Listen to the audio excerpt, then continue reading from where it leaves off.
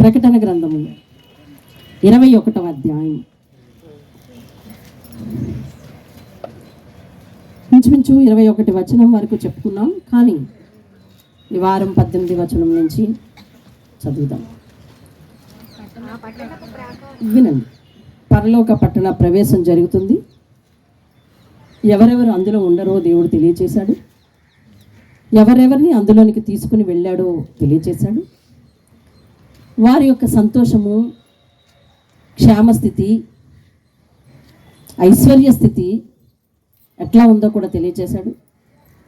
మీరు 3, 4, 5 వచనాలు చదివితే ఎంత సౌఖ్యం పొందుతామో, పరలోకంలో ఏమేమి ఉంటాయో అవి కూడా వివరించాడు. ఇక అక్కడి నుంచి 13, 14, 15 ఆ వచనాలలో ఆ పునాదుల మీద ఎవరెవరి పేర్లు ఉన్నాయో 12 నుంచి ఎవరెవరి పేర్లు ఉన్నాయో కూడా తెలియచేశాడు. ఒక పాపి, దూషకుడు, హింసకుడు అయిన పౌలు పేరు కూడా పరలోకంలో ఒక గుమ్మం మీద రాయబడి ఉన్నది అంటే ఆ విషయాన్నే కిందటి వారం దేవుడు మాట్లాడాడు. ఇప్పుడు పరలోక నిర్మాణం ఎట్లా జరిగిందో తెలియచేస్తున్నాడు. 18వ వచనం. ఇవన్నీ ఇలా ఉన్నాయి, ఉండబోతున్నాయని నీకెందుకు తెలియచేస్తున్నాడు దేవుడు అని అంటే, ముందుగా తెలిస్తే సర్దుకుంటాము. దేవుని స్తోత్రం. ఎందుకని తెలియజేసేది? ముందుగా తెలిస్తే సర్దుకుంటాము. ముందుగా తెలియాలి. ముందుగా తెలిస్తే సర్దుకునే పరిస్థితి ఉంది. ఈరోజు లోకానికి చాలా విషయాలు తెలియదు. దేవుడు అంటే ఎవరో తెలియదు, దేవుని దగ్గర ఎలా ప్రవర్తించాలో కూడా తెలియదు. సరే, తెలిసిన నువ్వేమన్నా ఎదురుకుండా మాదిరిగా ఉంటావా అని అంటే అది కొంతవరకు కొందరు విషయాల్లో సాక్ష్యం దెబ్బతినకూడదు. కాబట్టి అనేక మంది ఆత్మలకు ఈ విషయం తెలియదు. కాబట్టి నువ్వు వాళ్ళు ఎదురుకుండా బాగా ప్రవర్తించే వారిగా, సాక్ష్యమును పంచుకునే వారిగా, వాళ్ళని రక్షించే వారిగా ఉండాలి. దేవుని స్తోత్రం. నేను చెప్పింది మీకు అర్థమవుతుందా? కష్టమైన పదాలు వాడుతున్నాను, వినండి. ఇప్పుడు పరిశుద్ధమైన ఆ పరలోకము ఎలా నిర్మించబడిందో దేవుడు వర్ణిస్తున్నాడు. చూడండి, నేను చదువుతాను. దీనికి ఒక పాట లేదు కాబట్టి మీకు తెలుసది, కాబట్టి మీరు వెనక చదవద్దు. 18వ వచనం. ఆ పట్టణపు ప్రాకారము సూర్యకాంతములతో కట్టబడెను. పట్టణము స్వచ్ఛముకు స్ఫటికముతో సమానమైన శుద్ధ సువర్ణముగా ఉన్నది. అందరూ వాక్యంలో జీవిస్తూ, అంటే అర్థం చేసుకుంటూ మమేకమై లీనమై చదువుతూ ఉండాలండి. ఆ పట్టణపు ప్రాకారము 19వ వచనం. పునాదులు అమూల్యమైన నానావిధ రత్నములతో అలంకరింపబడి ఉండెను. మొదటి పునాది సూర్యకాంతపు రాయి, రెండవది నీలము, మూడవది యమునా రాయి, నాలుగవది పచ్చ, ఐదవది వైడూర్యము, ఆరవది కెంపు, ఏడవది సువర్ణ రత్నము, ఎనిమిదవది గోమేధికము, తొమ్మిదవది పుష్యరాగము, 10వది సువర్ణల సునీయము, 11వది పద్మరాగము, 12వది సుగంధము. దాని 12 గుమ్మములు, 12 ముత్యములు. ఇప్పటి వరకు కట్టబడినవి పునాదులు, ఇప్పుడు గుమ్మములు, 12 ముత్యములు. ఒక్కొక్క గుమ్మము ఒక్కొక్క ముత్యముతో కట్టబడి ఉన్నది. పట్టణపు రాజవీధి శుద్ధ సువర్ణమయమై స్వచ్ఛమైన స్ఫటికమును పోలి ఉన్నది. దానిలో ఏ దేవాలయము నాకు అనగా యోహానుకు కనపడలేదు. సర్వాధికారి అయిన దేవుడగు ప్రభువును గొర్రె పిల్లయు దానికి దేవాలయమై ఉన్నారు. ఆ పట్టణములో ప్రకాశించుటకై సూర్యుడైనను చంద్రుడైనను దానికి అక్కరలేదు. దేవుని మహిమయే దానిలో ప్రకాశించుచున్నది. గొర్రె పిల్లయే దానికి దీపము.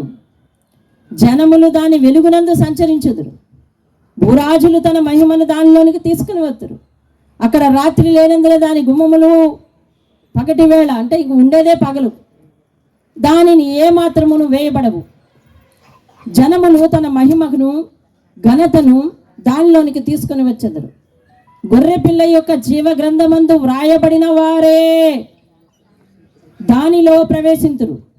కానీ నిషిద్ధమైనది ఏదైనాను, అసహ్యమైన దానిని, అబద్ధమైన దానిని జరిగించు వాడైనను దానిలోనికి ప్రవేశింపనే అంటే ఇంక అందులో చాలా ఖచ్చితత్వం ఉంది. ప్రవేశించరు. దేవునికి స్తోత్రం కలుగును. నేను 22వ అధ్యాయం 3వ వచనాన్ని చదువుతున్నాను. ఇక మీదట శాపగ్రస్తమైనది ఏదియు దానిలో ఉండదు.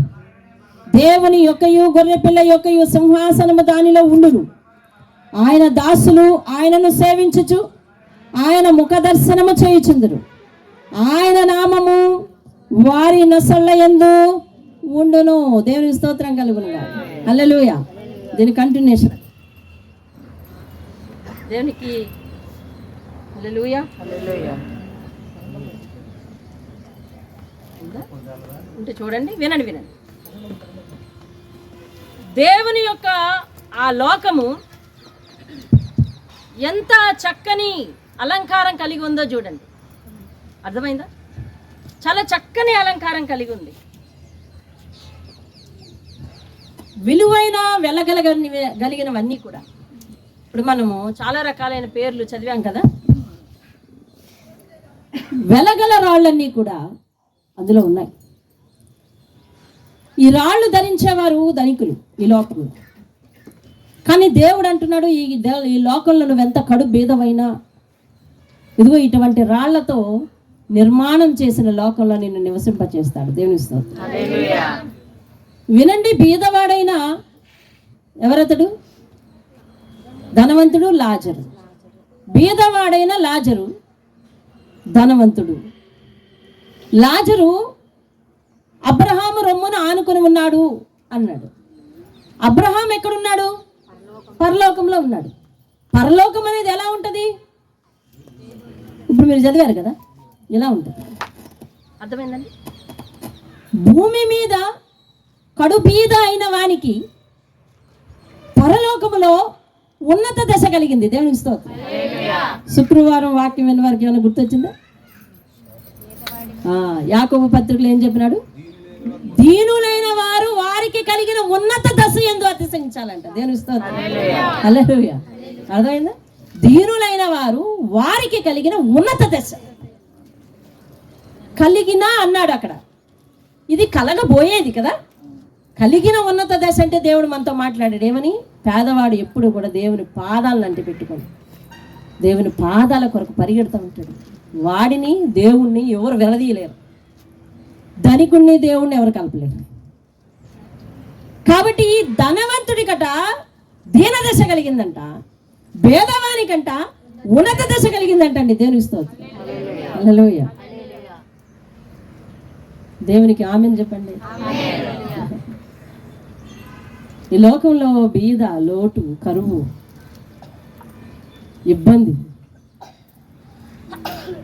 బాధ్యతల బరువు ఎవరైతే అనుకుంటున్నారో వారు దేవుని యందు సహించి నిలిచిన ఎడల, దేవుని యందు భరించి ఆయన వైపు చూసిన ఎడల దేవుడు వారిని ఉన్నత దశ యందు నిలబెట్టబోతున్నాడు. దేవుని స్తోత్రం. హల్లెలూయా. ఈ వాక్యం నువ్వు నమ్మితే లోకంలోనే నెరవేరుతుంది.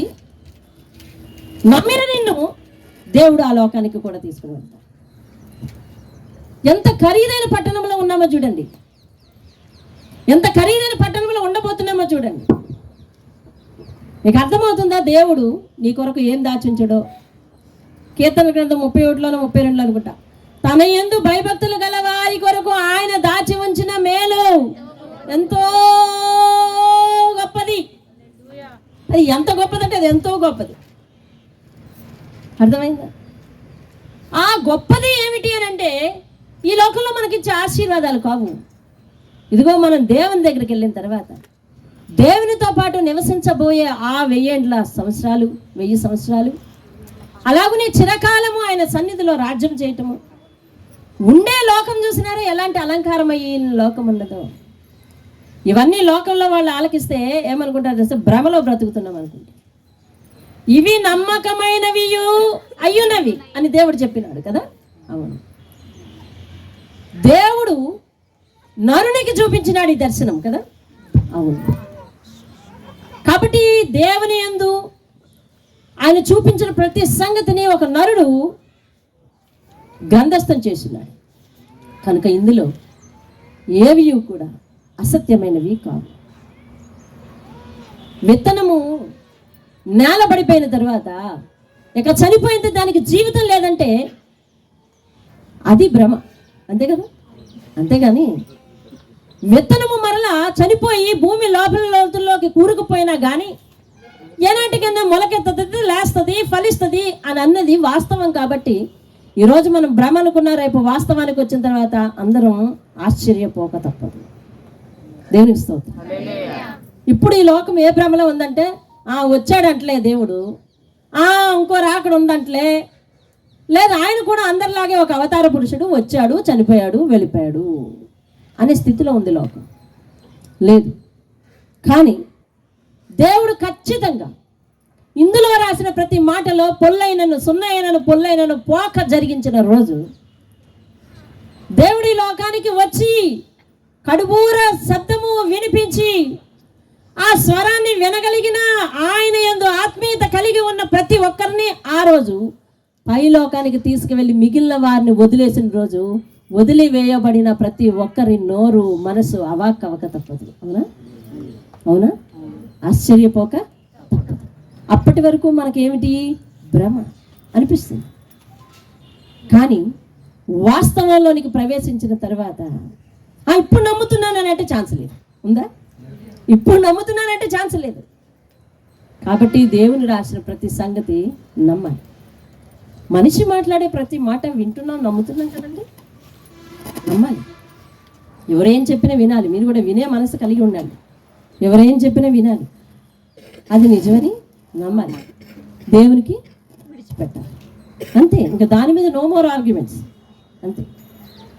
దేవుణ్ణి మాటలన్నీ వింటలే, నువ్వు దేవుని సన్నిధికి వెళ్ళి ఏమేమి మాట్లాడుతున్నావా అన్నీ కూడా ఓపికగా వింటున్నాడు. వింటున్నాడా లేదా? వింటున్నాడు. వాడలా? వింటున్నాడు. ఏం చెప్పినా వింటాడు ఆయన. విన్న ప్రతిదాన్ని నమ్ముతాడు. నమ్మి చివరకు వాస్తవమే జరిగిస్తాడు. దేవునికి స్తోత్రం. అలాగే నువ్వు కూడా అంతే. విన్న ప్రతిదాన్ని కూడా నమ్మాలి, వినాలి. కాబట్టి ఇది దేవుని మాటలు. దావీదు చెప్పినాడు, నీవు దేవుడు గనక నీ మాట సత్యం. ఏమీ లేకపోయినా నమ్మాలి. నమ్మకానికి ఆస్కారం లేకపోయినా నమ్మాలి. ఎందుకు అంత నొక్కి దేవుడు చెప్తున్నాడు? నమ్మకానికి ఆస్కారం లేకపోయినా నమ్మాలంట. అంతే. 2 ఉదాహరణలు చెప్తాను మీకు తెలిసినవి. ఒక శూన్యం ఉంది, అందులోనే దేవుడు సమస్తాన్ని. అరే ఏమీ లేని స్థితి నుంచి అన్నీ ఉన్న స్థితికి ఎవరు మార్చారు? కాబట్టి ఆయన నమ్మాలి కదా. ఉన్నదాన్నే చూసి నమ్ముతానంటే కుదరదండి. నమ్మితే అవన్నీ కలుగుతాయి. దేవుని నమ్మితే కలుగుతాయి.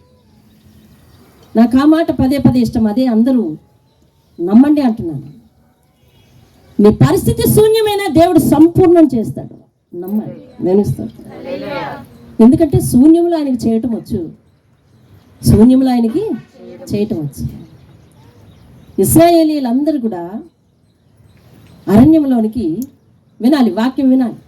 అరణ్యంలోనికి నడుచుకుని వెళ్ళిపోతున్నారు. కొంతమంది వెనక్కి తిరిగిపోయారు. ఏమి వెనక్కి తిరిగి, అది ఇటు వెళ్ళడానికి దారి లేదు, సముద్రం ఉంది అన్నారు. అవునా, సముద్రం ఉందా? ఇప్పుడు ఎలా వెనక్కి తిరుగుతాం? ఈ దారిలో ఐగుప్తీయులు వచ్చేస్తున్నారే అనుకున్నారా లేదా? చెప్పరే? అనుకున్నారు. మీరు చెప్పండి, వేరే దారి ఏమైనా ఉందా? లేదు. వేరే దారి ఏమైనా ఉందా? లేదు. అసలు ఇంకో దారి ఉంది, మనం రక్షింపబడతాము అని మోషే చెప్తున్నాడు. కానీ ఆ సంఘంలో చాలామంది తెలివైన ఉన్నారండి. ఎలా ఉంటుంది దారి అని వెటకారం చేశారా లేదా? చేశారు. ఎందుకు చేశారు? వాళ్ళది తప్పు కాదు, వాస్తవానికి విరుద్ధమైన మాట చెప్తున్నాడు ఈయన. ఎవరు? మోషే. కంగారు పడకండి, ఏదో ఒక పరిష్కారం ఉంది. ఇంత దేవుడు ఇక్కడ దాకా నడిపించాడంటే ఏదో ఒక పరిష్కారం ఉంది. మీకు ఒక మాట చెప్పనా? పరిశుద్ధాత్మ నాకు చెప్తున్నది. మోషే సముద్రం ఒడ్డుకి మనుషులను తీసుకొచ్చేసి, కంగారు పడకండి, ఏదో ఒక పరిష్కారం ఉంది అని చెప్పేస్తున్నాడు. నిజానికి ఈ స్థానం నుంచి బయటకు వచ్చి మాట్లాడాలంటే అవి వాస్తవాలు కావు కదా, అవునా కదా? వాస్తవాలు కాదు, ఒక రకంగా అబద్ధమే కదా, అబద్ధమే.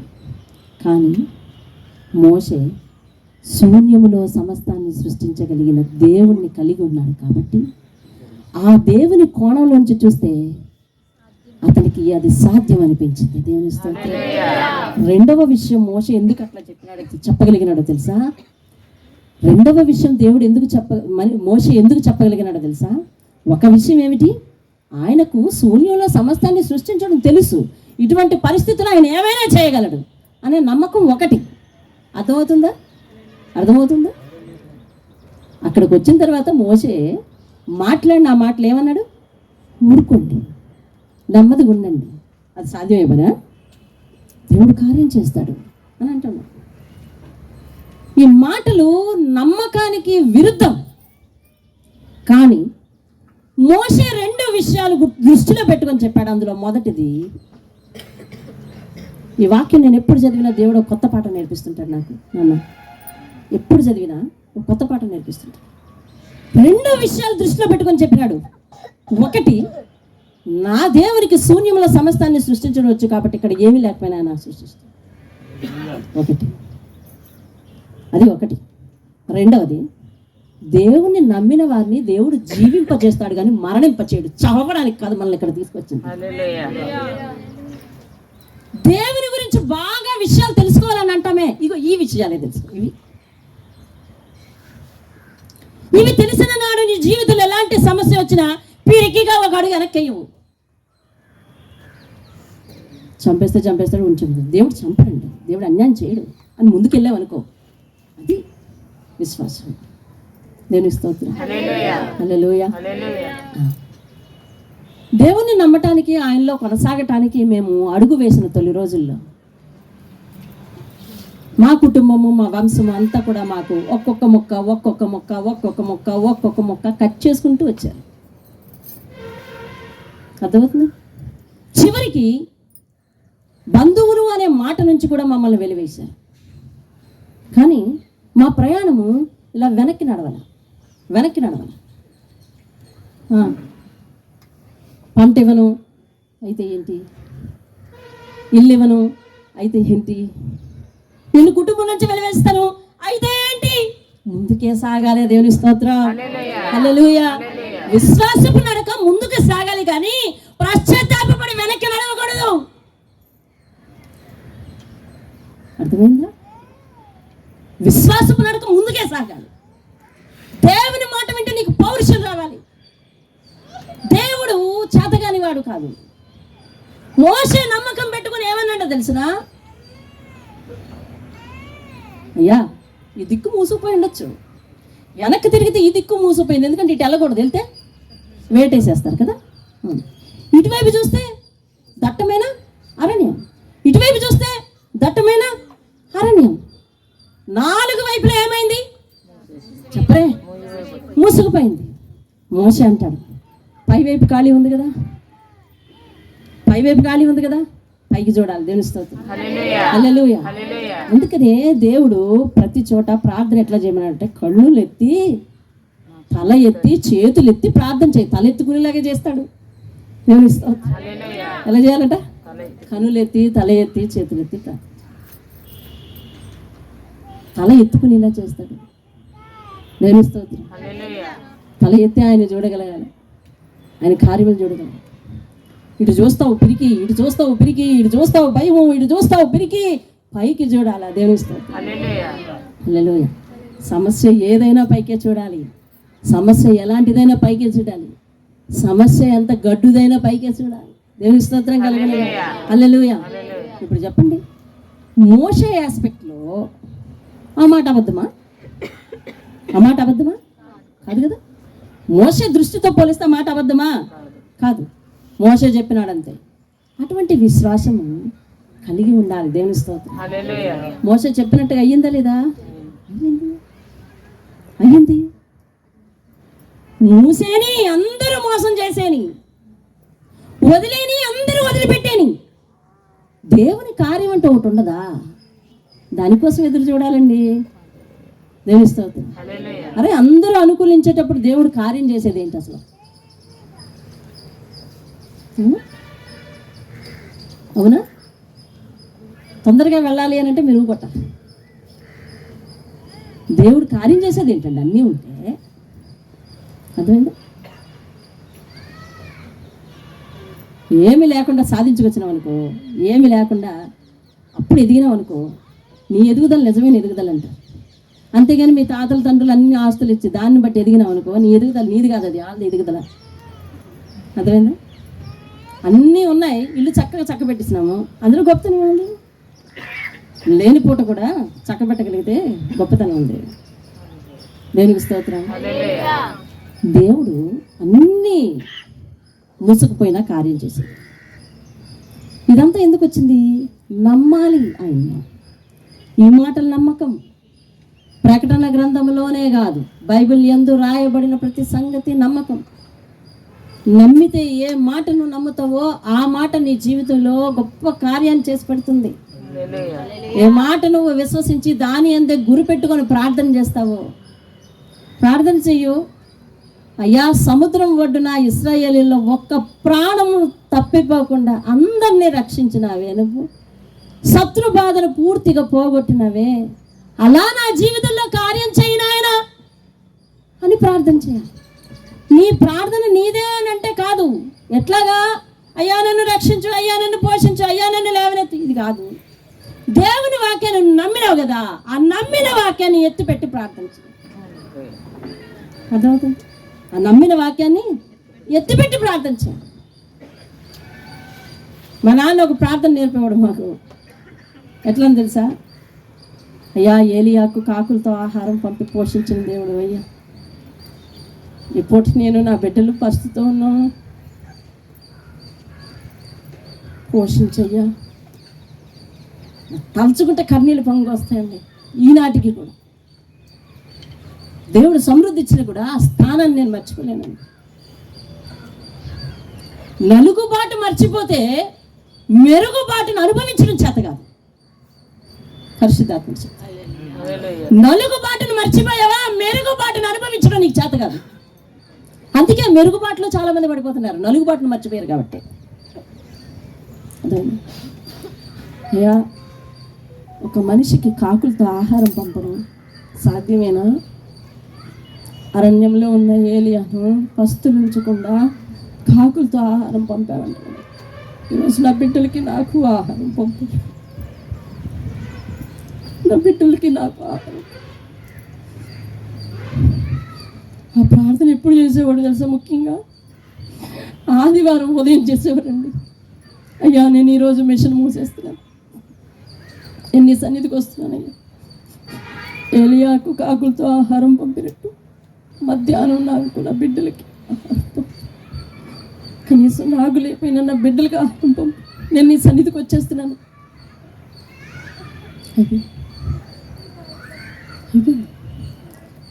వాక్యాన్ని నమ్మకుండా పిరికి పడిపోయి వెనకడుగు వేసి ఏం సాధిద్దామని లేదు, సాధించేది లేదండి, సాధించేది శూన్యం. ఇలా చిన్న చిన్న విషయాలలో విశ్వాసం కోల్పోతే అద్భుతంగా కట్టబడిన ఆ నగరంలో నిన్నెవరు ప్రవేశింపజేస్తారు? పిరికి వారు అందులో రాడనుకుందా? లేదు. అవిశ్వాసులు అందులో రాడనుకుందా? లేదు. చెప్పిన మాటను అవహేళన చేసేవారు, అపహాసకులు అందులోకి రాడనుకుందా? లేదు. ఏమండి? దేవుని వాక్యాన్ని ప్రతి మాట వదలకుండా పట్టుకోండి. నేను అందుకే ప్రతిదీ వాక్యంతో మీకు చూపిస్తున్నాను. మాట్లాడితే ప్రతిదీ వాక్యం మాట్లాడు, ప్రతిదీ వాక్యం ఉంది. వాక్యం తప్ప ఏం మాట్లాడితే నేను వినడానికి వచ్చావు నువ్వు? అసలు నీకు నాకు ఈ వాక్యం లేకపోతే సంబంధమే లేదు కదా. అవునా శివకుమార్? ఉన్నదా? మీరెవరో నేనెవరో కదా. వాక్యం లేకపోతే సంబంధం ఏముంది? వాక్యమే మన మధ్య సంబంధం. వాక్యం మనకెవరు? కాన్సెప్ట్ మర్చిపోకూడదు. దేవునిని బట్టి సంబంధం కాబట్టి నాలో ఎన్ని లోపాలున్నా నువ్వు భరించాలి, నీలో ఎన్ని లోపాలున్నా నేను భరించాలి. మధ్యలో మధ్యవర్తి ఎవరో తెలుసా? మన ఇద్దరిని కలిపిన మధ్యవర్తి దేవుని స్తోత్రం. హల్లెలూయా. వాక్యాన్ని నమ్మి వాక్యాన్ని పట్టుకోకుండా ఉంటే ఈ అద్భుతంగా కట్టబడిన ఈ లోకంలో మనల్ని నిన్ను నన్ను ప్రవేశింపజేసేవారు ఎవరు?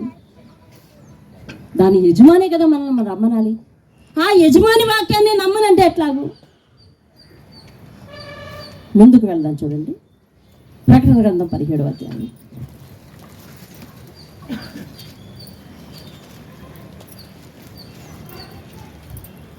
నాలుగవ వచనాన్ని నేను చదువుతున్నాను, జాగ్రత్తగా చూడండి. 4వ వచనం. ఆ స్త్రీ ధూమ్ర రక్త వర్ణము గల వస్త్రము ధరించుకుని బంగారముతోనూ రత్నములతోనూ ముత్యములతోనూ అలంకరింపబడినదై ఏహ్యమైన, అంటే అసహ్యమైన, వినాలి వాక్యం వినాలి, ఏహ్యమైన ఏమండి కార్యములతోనూ తాను చేయుచున్న వ్యభిచార సంబంధమైన అపవిత్ర కార్యములతోనూ నిండిన ఒక సువర్ణ పాత్ర తన చేత పట్టుకుని ఉండెను. దేవునికి స్తోత్రం. ఆమె చూడటానికి చాలా రిచ్గా కనిపిస్తుంది కదా, అవునా? ఎలా ఉంది? బంగారంతోనూ రత్నములతోనూ ముత్యములతోనూ అలంకరింపబడింది. తన చేతిలో బంగారు పాత్ర ఉంది. ఆ పాత్రలో వ్యభిచార సంబంధమైన లక్షణాలన్నీ ఉన్నాయి. అర్థమైందండి? పరిశుద్ధాత్ముడు చెప్పమంటున్నాడు, చెప్పనివ్వండి. ఈరోజు సాధారణంగా వ్యభిచారం అంటే సొంత భర్తను విడిచి వేరొక పొరుగు వాణిని ఆశించటం వ్యభిచారం కిందకు వస్తుంది. సొంత భార్యను విడిచి వేరొక భార్యని ఆశించటం వ్యభిచారం కిందకి వస్తుంది. ఇదే వ్యభిచారం అనుకుంటే చాలా పొరపాటు. నిజమైన ఒక్కగానొక్క దేవుణ్ణి నమ్మక, అర్థమవుతుంది? నిజమైన ఒక్కగానొక్క దేవుణ్ణి నమ్మక మన మనసులో వేరొక ఆల్టర్నేటివ్ని పెట్టుకున్నాం అనుకోండి, దాన్ని కూడా. అందుకని విగ్రహారాధన హేయమైన కార్యము అని నా దేవుడు చెప్పాడు. ఎందుకంటే అది మనసుతో చేస్తున్నాం. మనసులో నన్ను గాక, సృష్టికర్తను కాక, దేవుడు ఆత్మస్వరూపి, రూపము ఉన్నవాడు కాదు, ఆత్మస్వరూపి. ఆత్మస్వరూపి అయిన దేవుణ్ణి విడిచిపెట్టి నిర్జీవ వస్తువులకు దైవమని భావించటమే ఇది వ్యభిచారం. అర్థమవుతుందంటే దైవమని భావిస్తుంది. ఇది నిర్జీవ వస్తువు, నేను చేస్తే వచ్చింది ఇక్కడికి. అవును కదా? ఇప్పుడు రేపొద్దున మందిరంలోకి వచ్చి ఎక్కడ మోకరించి ప్రార్థన చేసుకుంటారు తెలుసా? చాలామంది బలిపీఠం దగ్గరికి వచ్చి కరెక్ట్గా బలిపీఠం తిన్నగా ఉండి ప్రార్థన చేసుకుంటారు. సాధారణంగా మందిరంలో ఎక్కడైనా ప్రార్థన చేయొచ్చు. బలిపీఠం తిన్నగా వచ్చి ప్రార్థన చేయడం కరెక్టే. కానీ పోడియం తిన్నగా వచ్చి ప్రార్థన చేస్తారు కొంతమంది. పోడియానికి తిన్నగా ఉంచి ప్రార్థన చేస్తారు కదా. లేదా అక్కడెక్కడ సిలువు పెట్టినారనుకో, సిలువు దగ్గరికి వెళ్ళి ప్రార్థన చేస్తారు. మీ ఇళ్లలో ప్రార్థన చేసే స్థలం ఒక మూల ఉంటుంది, అక్కడ పోయి ప్రార్థన చేస్తారు. ఇప్పుడు మనందరూ సాధారణంగా అద్దెళ్ళల్లో ఉంటున్నాం. వాళ్ళేమో ఒక చక్కని దేవుని మూల కట్టి ఇచ్చినారు. అందుకని మన బైబిల్ కూడా తీసుకెళ్ళి ఆ మూల పెట్టదు. ఎక్కడది? ఆ మూలే. అదే మనం వెళ్ళేటప్పుడు కూడా బైబిల్ ఉన్న మూలకెళ్ళి ప్రార్థన చేసుకుని వస్తున్నాం. అదేంటంటే నేను అక్కడ పెట్టచ్చా పెట్టకూడదు అనే దాని గురించి మాట్లాడలేదు. అది none of our business, none of my business. కానీ నీ గడప దగ్గర నుండి ప్రార్థన చేసుకో, నీ నట్టింటుండి ప్రార్థన చేసుకో. వెళ్ళు. దేవుని స్తోత్రం. ఈమె చూడడానికి చూడండి ఎంత అందంగా కనిపిస్తుందో. అలంకారం చూడండి ఎంత ధనికంగా కనిపిస్తుందో, కానీ ఆమె మనుషులను మోసం చేసిన కార్యమునకు, అటువంటి అలంకారానికి చూసి ఈ లోకంలో వాటినే ఆశించి పడిపోయిన వారందరూ నరకంలో పడిపోయినారు కదా. దేవుడు అంటున్నాడు, వాటిని ఆశించి ఈ లోక భోగముల మీద మన మనసు ఉంచితే మనం ఈ లోకంలో పడిపోతాం, జారిపోతాం. దేవుని వైపు మనసు ఉంచితే, ఏమి ఉన్నా లేకపోయినా దేవుని వైపు మనసు ఉంచితే ఎక్కడికి వెళ్తామంటే దేవుని లోకానికి వెళ్తాం. దేవుని స్తోత్రం. దారి పక్కన గుడ్డి భిక్షకుడు దేవుని చూసినాడా లేదా? చెప్పరే, చూసాడా లేదా? భేదవాడైన లాజరు పరలోకం పోయాడా లేదా? ఇటువంటి కార్యాలు దేవుడు ఎందుకు నీకు రాసించాడు తెలుసా? అయ్యా, ఈ లోకంలో ఏమున్నా లేకపోయినా నేను నిన్నే నమ్ముకొని ఉంటానయ్యా. భేదవాడైన లాజరు నిన్నే చూసుకుంటుండిపోయాడు. నాకు కావాల్సింది ఈ లోకంలో కాస్త ఆహారము, నేను జీవించడానికి నిత్య అవసరాలు, ఇదిగో నేను ఆ పరలోకం చేరాలి నాయనా అని ఆ లాజరు ధనవంతుడి యొక్క ఇతివృత్తాలను జ్ఞాపకం చేసుకుని ఆ వాక్యాన్ని నేను నమ్ముతున్నానని చెప్పి నీ ప్రార్థనలో పెట్టి ప్రార్థిస్తే ఆ వాక్యాన్ని నువ్వు నమ్ముతున్నావు కాబట్టి ఆ వాక్యం బట్టి దేవుడు నిన్ను పైకెత్తాడు. నిందా చెప్పింది అదే. ఎలియాకు కాకులతో ఆహారం పంపించిన అంటున్నాను ఆయన. ఎవరు ఎలాగూ నా బిడ్డలకు విచిత్రంగా ఆహారం. దేవుని స్తోత్రం. వాక్యాన్ని నమ్మాలి. దేవుని స్తోత్రం. ఇప్పుడు నేను అంటున్నాను, వాక్యంకి రండి. దేవుడు చెప్తా ఉన్నాడు, ఈ 19, 20, 21లో ఉన్న ఆ గొప్ప పట్టణానికి నేను వారసురాలిని. చెప్పండి, మీరెవరు చేయట్లేదే? నేను వారసురాలిని అన్నయ్య, ఇత్తనా చెయ్యను, నేను వారసురాలిని. మీరేం ఎత్తలేదు, చేతులు బైబిల్ ఉందా? అంతే. ఇక్కడ కూడా చెయ్యెత్తడం కాస్ట్ అయితే ఏమన్నా పే చేద్దాం చెప్పండి. లారెన్స్ గారు ఎత్తారా? అటువంటి పట్టణానికి నువ్వు వారసురాలు అని చెప్తున్నాడు దేవుడు. ఈరోజు నీకు చెప్తుంది ఏంటంటే, ఈ లోక భోగాలను చూడకమ్మా. ఈ లోకంలో ధనాన్ని ఆశించక, ఈ లోకంలో భోగాలను ఆశించక, ఈ లోకంలో ఏం సాధిస్తున్నాను, ఏం సాధించలేకపోయినాను కుమిలిపోకు, ఏం సంపాదించలేని కుమిలిపోకు, ఇప్పటికీ నా శ్రమలు తీరలేదని బాధపడకు, ఇప్పటికీ నేను అభివృద్ధిలోనికి రాలేదని బాధపడకు, ఇప్పటికీ నేను ఏది సాధించలేకపోయినాని బాధపడకు, ఇప్పటికీ నా జీవితం ఇట్లానే ఉందని బాధపడకు, ఇప్పటికీ నేను ఎలాగే వెనకబడి ఉన్నానని బాధపడకు. ఈ లోకంలో నువ్వేవి చూస్తున్నావో అవి నిన్ను పరలోకానికి నడిపించవు, కానీ దేవుని యందు నిరీక్షణ ఉంచి దేవుడు ఆ ఖరీదైన పట్టణానికి నన్ను వారసుని చేయబోతున్నాడు. దేవునికి స్తోత్రం. నిన్ను నన్ను వారసుని చేయబోతున్నాడు. తెలుసా అక్కడ ఏమి లేదంట? తెలిసిన ఏం లేదు, చదవండి. అక్కడ 4వ వచనం, ఆ అధ్యాయంలో 4వ వచనం, వారి కన్నుల ప్రతి బాష్ప బిందువు తుడిచివేయబడును. అలాగే మరణం అనేది లేదు, దుఃఖమైనా లేదు, ఏడ్పైనా లేదు. చూడండి 27వ వచనము రాసి ఉంది, అదే అధ్యాయంలో 27వ వచనం, గొర్రె పిల్ల యొక్క చాలు. అలాగే నేను చదవమని చదవండి 22వ వచనము, 2వ లైన్ చూడండి, దేవుడగు ప్రభువును గొర్రె పిల్లయు దానికి దేవాలయమై ఉన్నారు. 23వ వచనము 3వ లైన్ నేను చదువుతున్నాను, గొర్రె పిల్లయే దానికి దీపము. చెప్పండి, గొర్రె పిల్లయే దానికి దీపము. మా 22వ అధ్యాయంలో 3వ వచనం, ఇక మీదట శాపగ్రస్తమైనదేది దానిలో ఉండదు, దేవుని యొక్క గొర్రె పిల్ల యొక్క సింహాసనము దానిలో. దేవునికి స్తోత్రం. ఈ యొక్క వాక్యాలలో ఎక్కడైనా గొర్రె పిల్ల లేకుండా వాక్యం ఉందా? ఆ గొర్రె పిల్ల ఎవరు? బలి అయిన యేసుప్రభు. దేవునికి స్తోత్రం. బలి అయిన యేసుప్రభువే వారికి దీపం అంట. అక్కడ బలి అయిన యేసుప్రభు సింహాసనమే అక్కడ ఉన్నదంట. బలి అయిన యేసుప్రభువే అక్కడ వారికి ఆలయమై ఉన్నాడంట. అర్థమవుతుందా? దేవుడు ఏమై ఉన్నాడు? ఆలయమై ఉన్నాడంటే అర్థం ఏంటి? ఆశ్రయమై ఉన్నాడు. చెప్పు, ఆశ్రయమై ఉన్నాడు. దేవుడే గొర్రెపిల్లే వారికి దీపమై ఉన్నాడంటే ఏమై ఉన్నాడు? వెలుగై ఉన్నాడు. ఏమై ఉన్నాడండి? వెలుగై ఉన్నాడు. దేవుని స్తోత్రం. హల్లెలూయా. గొర్రెపిల్లే వెలుగు మనకి, గొర్రెపిల్లే ఆశ్రయం. గొర్రె పిల్ల అంటే ఎవరంటే బలి అయిన దేవుడే. దేవుని స్తోత్రం. అందుకే సర్వ పాప పరిహారార్థం రక్త ప్రోక్షణం ఆవశ్యకం, తద్రక్తం పరమాత్మైన పుణ్యదానం బలి అయిన దేవుడే, బలి అయిన దేవుడే, ప్రాణం పెట్టిన దేవుడే, బలి అయి రక్తాన్ని కాచిన దేవుడే.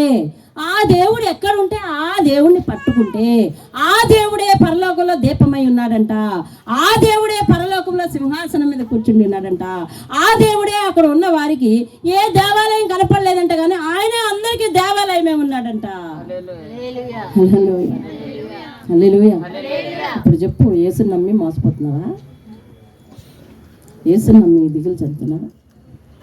యేసుని నమ్మి కట్టుబాట్లలోకి వచ్చానని అనుకుంటున్నావా? లేదు. ఉదయం సమయం ఎంత చూడండి. ఉదయం దేవవరంలో దేవుడు ఒక మాట, కట్టు కలిగిన జీవితం అన్నట్టు.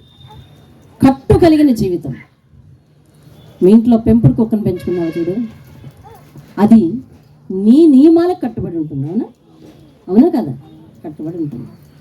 ఒకవేళ ఎప్పుడైనా అది నీ మాట వినక, మీకు బాగా అనుభవం కదా, వీధిలోకి తప్పించుకొని పోయింది, పోతే వెతుకుతావా లేదా? పిలుస్తావా లేదా? ఆ తరువాత అది కాసేపటి కనిపించింది, మురికి అంటించుకుని, అర్థమైందా? దాని చర్మం అంతా మాసిపోయి ఎక్కడెక్కడో గీరుకుపోయి వచ్చింది ఇంటికి. ఏం చేస్తావు? బయటికి. నా మాట వింటే నువ్వు శుభ్రంగా ఉండేదాన్ని, నా మాట వింటే నువ్వు దెబ్బ లేకుండా ఉండేదాన్ని, నువ్వు కట్టి కనిపించపో అంటాడా యజమాని? లేదు. ఎక్కడ తగిలించుకున్నావే? వెళ్ళొద్దన్నాను కదా నిన్ను. ఎక్కడ వెళ్ళిపోయినావు? కట్టు వదిలి ఎక్కడికి వెళ్ళిపోయినావు? అది అడుగుతా. నిన్ను చైన్ ఎవరు తెంపుకోమన్నారు? ఎందుకు వెళ్ళిపోయావు? వింటున్నావా? వాక్యం వింటున్నావా? చైన్ ఎవరు తెంపుకోమన్నారు నిన్ను? అడుగుతావా లేదా? అడిగి ఏం చేస్తావు తెలుసా? వెంటనే ముందు శుభ్రం చేసి కడిగేస్తావు. కడిగేసి వెంటనే గాయాన్ని కట్టేస్తావు. కట్టేసి మళ్ళీ దాన్ని తీసుకొచ్చి కట్టేస్తావు. అంతేనా? గాయాన్ని కట్టేసి, కడిగేసి, గాయాన్ని కట్టేసి మళ్ళీ దాన్ని తీసుకొచ్చి ఏం చేస్తావు? కట్టేస్తావు. కట్టేసి ఏమంటావు తెలుసా? దాని తల మీద చేసి ఇక్కడ ఉంటుంది. అలాగైనా చెప్తారు, ఎందుకంటే వేరేది ఏమైనా చెప్తారా? అంతేనా? చివర మాట్లాడాల, ఆ చివరి వాళ్ళు కనబడాలి నాకు. అవునా? అంతేనా? కట్టేసి మళ్ళీ ఇక్కడే ఉంది అంటవా లేదా? దేవుని యొక్క కట్టుబాటులో ఉండడం మంచిది. మనము లోకంలో ఉన్న వాటిని చూసి దందాక పారిపోయింది. అవునా? అవునా? ఏం తగిలించుకొచ్చింది? మురుగు తగిలించుకొచ్చింది. లోకంలో ఉన్న వాళ్ళతోటి పోట్లాడుకుంటూ పోరాడుకుంటూ కలిసి స్నేహం చేస్తానో వెళ్ళింది. అది చేర్చుకోలేదు, పొమ్మన్నా. ఇది ఏదో అయింది సంథింగ్. ఆ పోరాటంలో దానికి ఏం తెలియదంటే దెబ్బ తగిలింది. ఆ పోరాటంలో దానికి ఏం తెలియదు? దెబ్బ తగిలింది. తిరిగి వచ్చింది. పో బయటికి అంటవా? అది యజమాని ప్రేమ. కడిగాడు, గాయాన్ని కట్టాడు, మళ్ళీ తీసుకొచ్చి కట్టాడు. ఎక్కడ కట్టాడయ్యా అంటే మళ్ళీ అదే గుంజకి కట్టాడు, మళ్ళీ అదే గేటుకి కట్టాడు. అప్పుడు ఇంకా లోకం మీద ఆశ ఉన్నా ఇది ఏమనుకుంటుందో తెలుసా? ఇది మన పెంపుడు కుక్కలో చూసే లక్షణాలండి కదా. లోకం మీద ఆశ ఉన్నదైతే మళ్ళీ ఏమనుకుంటుందో తెలుసా? మళ్ళీ ఇక్కడికి వచ్చాను అయ్యా, మళ్ళీ ఇక్కడికి వచ్చింది అనుకుంటా. పశ్చాత్తాప పడింది అయితే ఏమనుకుంటుందో తెలుసా? అమ్మయ్యా, వెళ్ళడం అయితే పొరపాటు అయిపోయింది, వెళ్ళిపోయాను కానీ మళ్ళీ వచ్చేసాను. Now I'm in safe zone. నేను ఇప్పుడు సురక్షితమైన ప్రదేశంలో ఉన్నాను, ఇంకా పోను అనుకుంటున్నాను. వింటున్నారా? కుర్చీల్లో వాళ్ళు వింటున్నారా? కుర్చీల్లో వాళ్ళు మాత్రమే దేవుని స్తోత్రం చెప్పండి. తలెత్తి చెప్పండి. అవునా కదా? చెప్పండి. లోకం మీద ఆశ ఉన్నదైతే మళ్ళీ ఇక్కడే కట్టాడు. పశ్చాత్తాప పడిందైతే అని ఏం చేస్తుందో తెలుసా? నేను కుక్కని కొద్ది రోజులు పెంచుకున్నాను, ఒక 6 నెలలే. నాకు దాంతో కొంత అనుభవం ఉంది. ఏం చేస్తుందో తెలుసా? మనం ఎటు పోతున్నా మనకేసి అలా చూస్తాం, మనం ఎటు తిరుగుతున్నా అలాగా చూస్తాం. అవునండి, ఎందుకో తెలుసా? నేను బయటికి పోయినా నన్ను కొట్టలేదు, గాయాన్ని కట్టాడు, కడిగాడు, నన్ను చేర్చుకున్నాడు. కృతజ్ఞతాభావం, కృతజ్ఞతాభావం అండి ఇది. కృతజ్ఞతాభావం ఉంటే నువ్వు ఎటుపోతున్నట్టా చూస్తూ ఉంటుంది, కనికరం కలిగిన కళ్ళతో. దేవునికి స్తోత్రం. లేకపోతే కొరకొర చూస్తూ ఉంటుంది, మళ్ళీ కొరకు తీసుకొచ్చి కట్టేసినవని. దేవుణ్ణి ఏ విధంగా భావిస్తున్నావో భరిస్తున్నావో దానిని బట్టి ఫలితం. దేవునికి స్తోత్రం. కాబట్టి అది ఎప్పటికైనా తప్పించుకుని పోద్ది ఇవాళైనా రేపు. కానీ ప్రేమతో దానితో చూస్తుందే ఇది కట్టుబడిపోయి ఉంటుంది అంతే. దేవుడు ఏమంటున్నాడంటే నా వాక్యానికి, నా పాదములకు, నా సన్నిధికి నువ్వు కట్టుబడిపోయి ఉన్నావు. దేవుని స్తోత్రం. అదిగో వారిని అక్కడికి తీసుకెళ్తాను. దేవునికి స్తోత్రం. హల్లెలూయా. ఈ వాక్యము నువ్వు అంగీకరిస్తే ఆ బంగారంతో కట్టబడిందంట, అది ఆ వెలగల రాళ్లతో కట్టబడిందంట ఆ పునాది. ఆ గుమ్మములేమో ముత్యములతో కట్టబడ్డాయంట. అది అక్కడ పట్టణం. ఈ లోకంలో నీ ఇంటిని, నీ ఆత్మీయ జీవితాన్ని, నీ ఇంటిని, నీ ఆత్మీయ జీవితాన్ని వెలగలిగిన దేవుని వాక్యములతో కట్టుకుంటే, దేవుని వాక్యం ముత్యము వంటిది, వెలగల రాళ్ల కంటే కోరదగినది, బంగారం కంటే కోరదగినది కదా, అవునా?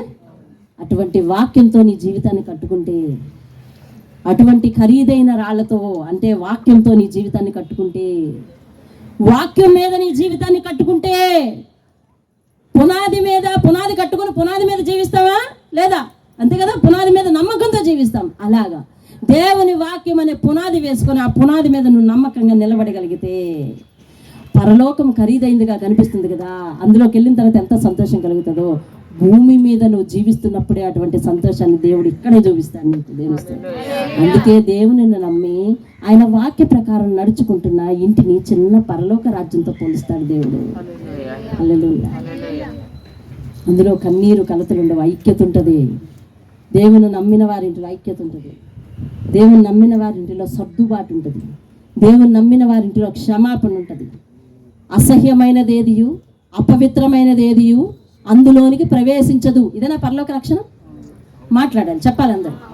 అవును, ఏమేమి ప్రవేశించమంటే అందులో నిషిద్ధమైనది ఏదియు, అబద్ధమైనది ఏదియు, అపవిత్రమైనది ఏదియు, అసహ్యమైనది ఏదియు అందులో ప్రవేశించదంట. ఎందులో చెప్పండి? ఎందులో ప్రవేశించదంట? పరలోక రాజ్యంలో ప్రవేశించదంట. ఇప్పుడు మన ఇల్లు చిన్న పరలోకంగా తయారైందంటే దాని అర్థం ఏంటో తెలుసా?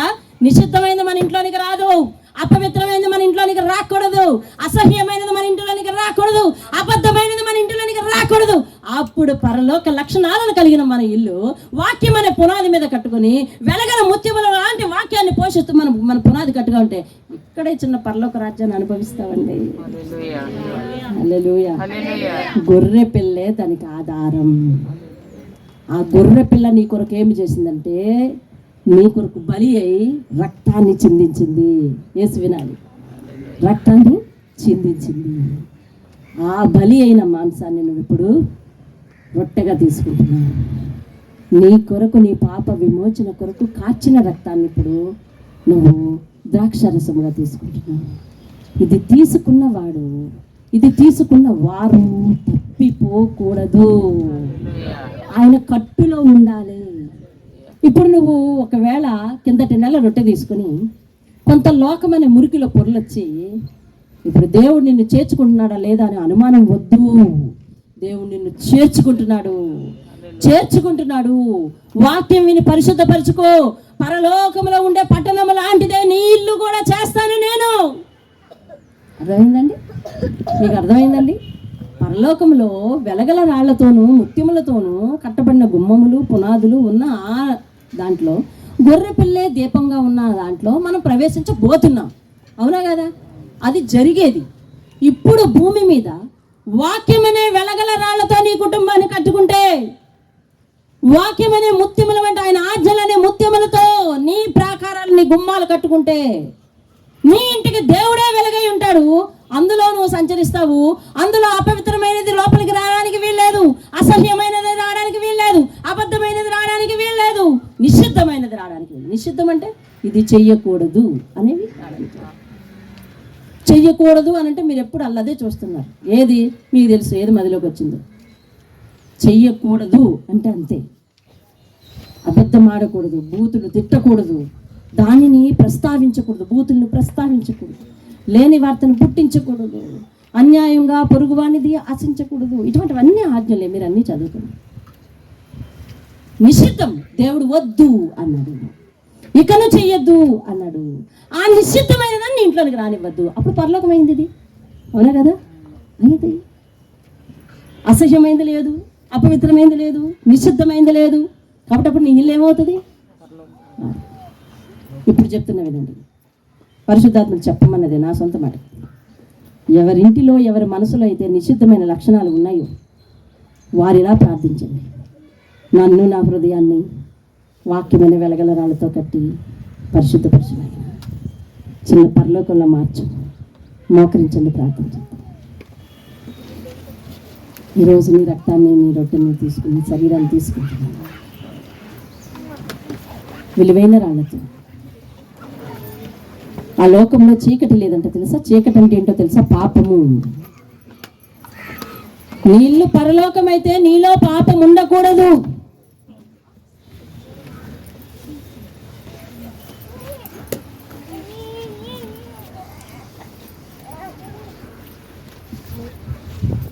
కుర్చీలోని వారు కూడా వీలుంటే మోకరించండి, లేకుంటే నిలబడండి.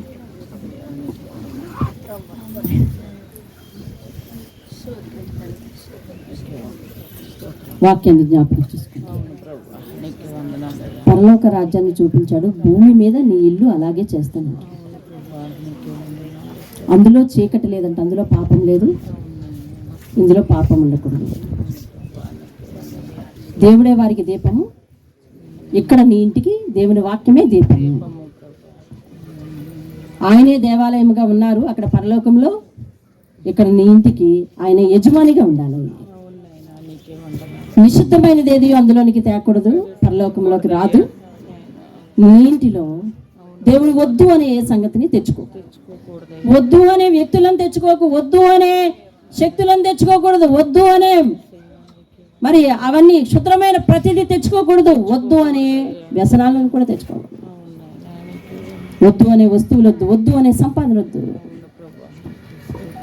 ఏది నిషిద్ధం అన్నాడు అది తేకు. అపవిత్రమైనది అందులోనికి తేడానికి వీల్లేదట, రాదట అక్కడికి. ఇక్కడ అపవిత్రమైనది ఏది కూడా ఇంట్లోకి చేయకు.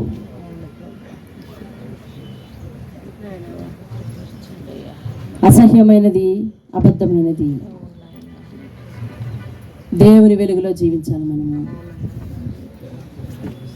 అవి తేవద్దు. భూమి మీదే నీ ఇల్లు చిన్న పరలోకంలా చేసుకో.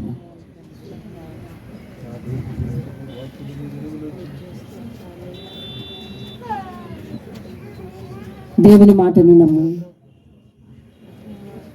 గొర్రె పిల్లయే మనకు దారి, ఆయన విశ్వసిస్తేనే దారి. ఈ దారిలోకి అనవసరంగా వచ్చాను అని అనుకుంటే ఏమి లేదు. ఈరోజు నువ్వు లోకములో అలవాట్లకు అలవాటు పడి అయ్యో వాటిని మానేసి ఇందులోకి వచ్చానని బాధపడుతున్నావేమో. మరెవరు బాధపడతారు? ఇక కాబట్టి పరిస్థితులకు ఎవరు భయపడటం లేదు, భయపడకూడదు అని వాక్యం విని బలపడుతున్నారు. ఇక అసహ్యమైనది ఏది కూడా అట్టి అలవాటు నీలో లేకుండా చేసుకుంటే దేవుడు ఈరోజు నిన్ను పూర్తిగా కడగతున్నాడు. ఇంకా ఆయన యొక్క శరీరమును రక్తమును తీసుకుని నువ్వు ఇంకా కడగబడతావు, ఆయనలో కడగబడతావు. నువ్వు కడగబడాలి.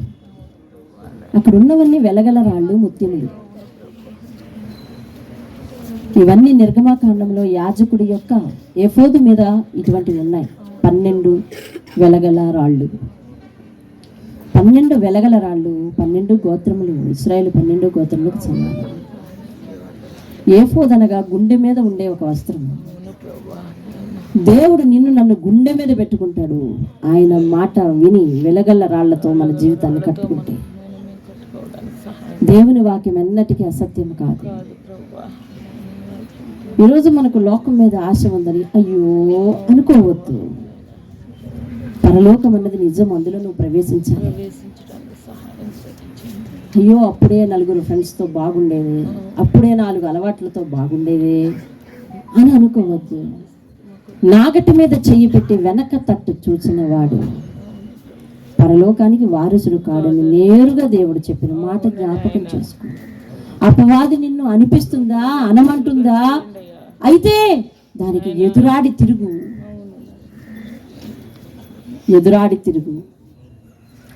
ఏ మాట అయితే అపవాది నీ చేత పలికిస్తుందో, పలికించాలని చూస్తుందో, దానికి నువ్వు తావివ్వకుండా నిలబడితే ఆ విశ్వాస పరీక్షలో నువ్వు నిలబడినందుకు నీ మీదకు నీతి కిరీటము ఇస్తాడు అని దేవుడు అని వాక్యం చెప్తుంది. యాకోబు పత్రిక 12:13 వచనాలను అతని కొరకు నీతి కిరీటం అని చెప్పాడు. దేవుడు ప్రేమించి విశ్వాసంలో నిలిచినందుకు ఆకలి దప్పులైన వాక్యాన్ని బట్టి నమ్మి నిలబడాలి. పేదరికమైన నమ్మి నిలబడాలి. నిందల అవమానములైన నమ్మి నిలబడాలి. మోషే ఒక్కటే నమ్మాడు, దేవుడు చంపడు కదా అంతే. చావనే పదం ఎత్తకు, అపవాది పలికించి. ఈరోజు దేవుడు ఎందుకు ఎన్ని విషయాలతో మాట్లాడుతున్నాడో తెలుసా? నీ తలంపులు అటు పోకూడదు. ఎట్టి పరిస్థితి గెలుపు ఈ లోకంలో లేకపోవచ్చు, ఆకాశం మీద నుండి వస్తుంది, నీకు నిరీక్షించు. ఆకాశం మీద నుండి గెలుపు రప్పిస్తాడు దేవుడు, నిరీక్షించు. భ్రమాన్ని తలచుకు. వాస్తవంలోకి వెళ్ళిన తర్వాత బాధపడవలసి వస్తుంది. అయ్యో నేను నమ్మకపోయానే అని. మనం నమ్మకపోతే, ఓపికతో పరిగెత్తకపోతే వెనకొచ్చిన వాడు గెలిచి తీర్తాడు. అందుకే దేవుని వాక్యం చెప్తుంది, మొదటివాడు కడపటివాడు అయ్యే స్థితి ఎందుకు వచ్చింది, కడపటివాడు మొదటివాడు అయ్యే స్థితి ఎందుకు వచ్చింది తెలుసా? విన్నాక మనసును మొండి చేసుకుని లోకం వైపు తిరిగి చూశాడు, అందుకే కడపటివాడు అయినాడు. కడగ వచ్చి మరి ఆయన వాక్కుల మీద ఆసక్తి పెంచుకుని, ఆశ పెంచుకొని చూసిన వాడు మొదటివాడు. నువ్వెన్నటికీ మొదటివాడికి ఉండాలి. మొదటొచ్చి మొదటివాడిగానే ఉండాలి, వెనకొచ్చి మొదటి వాళ్ళమైపోవాలి. ఇప్పటికైనా మించిపోయింది లేదా? దేవుడు అదే చెప్తున్నాడు. ఇక నుంచి నిషిద్ధమైనది, అసహ్యమైనది, అపవిత్రమైనది ఏది కూడా నీ జీవితంలోనికి తెచ్చుకో. నీ ఇల్లు చిన్న పరలోకపు రాజ్యముగా చేసుకో.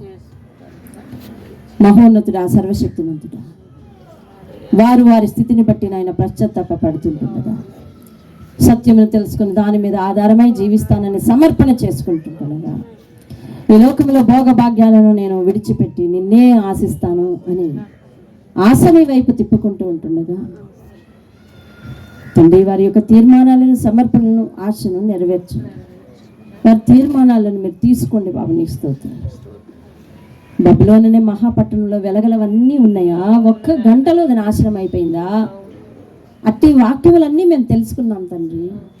కాబట్టి విలువైన వాటికి ఆశపడి ఈ లోక పరిస్థితుల మీద దృష్టి పెట్టుకొని నిన్ను విడిచిపెట్టుకోకుండా స్థిరమైన మనస్సు నూతనంగా వారి హృదయంలోంచి కొత్తది పుట్టించు. అలా పుట్టించిన మనసు స్థిరంగా ఉంచు తండ్రి. నీ చంచల మనస్కుల వలె కట్టు తెంపుకొని పోయే పరిస్థితి మాకొద్దు. ఈ లోక మాలిన్యం మేము అంటించుకోవద్దు. మా మాటల ద్వారా, అవిశ్వాసము ద్వారా ఈ లోక మాలిన్యాన్ని మేము తెచ్చుకోవద్దు, అంటించుకోవద్దు తండ్రి. మీ నామానికి మహిమ తెచ్చుకోమని వారి యొక్క వ్యక్తిగత ప్రార్థన ఏదైతే ఉందో నీతో మాట్లాడుతున్నారు వారి యొక్క వ్యక్తిగత ప్రార్థన అంగీకరించి మీ నామానికి మహిమ, ఘనత, ప్రభావాలు మీరే పొందమని యేసయ్య యొక్క అతిశ్రేష్టమైన నామంలో బ్రతిమాలుకొని అడిగి వేడుకుంటున్నాను పరమ తండ్రి. ఆమేన్. ఆమేన్.